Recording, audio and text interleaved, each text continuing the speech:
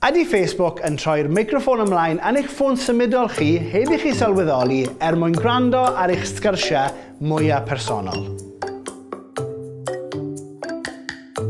So, mae Facebook yn gwybod ble chi'n byw, y pethau chi'n hoffi, ble chi'n gweithio a phwy yw eich teulu a ffrindiau, sydd ddim yn creepio o gwbl. Ond nawr, mae pobl yn meddwl bod apps Facebook yn defnyddio meicroffon eich ffôn neu tablet i wrando arnoch chi. Gret. Wrth i ni ddefnyddio'r app ar we yn gyffredinol, dyn ni'n mynd i gweld mwy a mwy o targeted ads, hysbysebion sy'n berthnasol i chi. So sut maen nhw'n cael y wybodaeth yma? Os chi ddim yn ddefnyddio Facebook, wel chi sy'n rhoi iddyn nhw. Wrth i chi greu profil, hoffi tudalennau neu links, postio a gadael sylwadau, mae popeth yn cael ei fwydio i mewn i'r algorithm sy'n penderfynu pa hysbysebion chi'n gweld. Felly, ar ôl i chi hoffi tudalen, Power Rangers was the best TV show ever! A wedyn ymuno o'r grŵp Pogo World Record Attempt 2018. Peidiwch synnu os welwch chi hysbysebion am Power Ranger Pogo Sticks am hobman.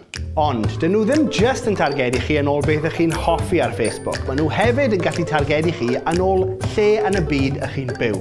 Byw yng Nghymru? Wel, ydych chi mwy debygol na boi o Kent i weld hysbysebion S4C am Craith.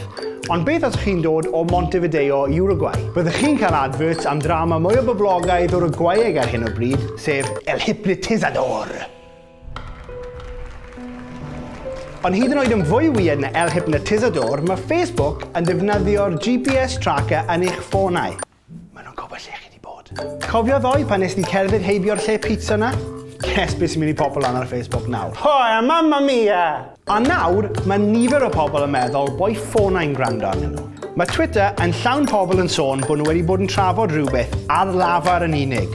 Ond wedyn, mae rhywbeth yn pobl ar Facebook yn cynnig yr union beth iddyn nhw. So i brofi'r syniad, dwi'n mynd i treulio'r holl diwrnod yn trafod ar lafar rhywbeth dwi erioed wedi prynu o'r blaen. Dolls bach i plant. Diwrnod y dolls. Dolls. Dolls, dolls, dolls, dolls, dolls, dolls.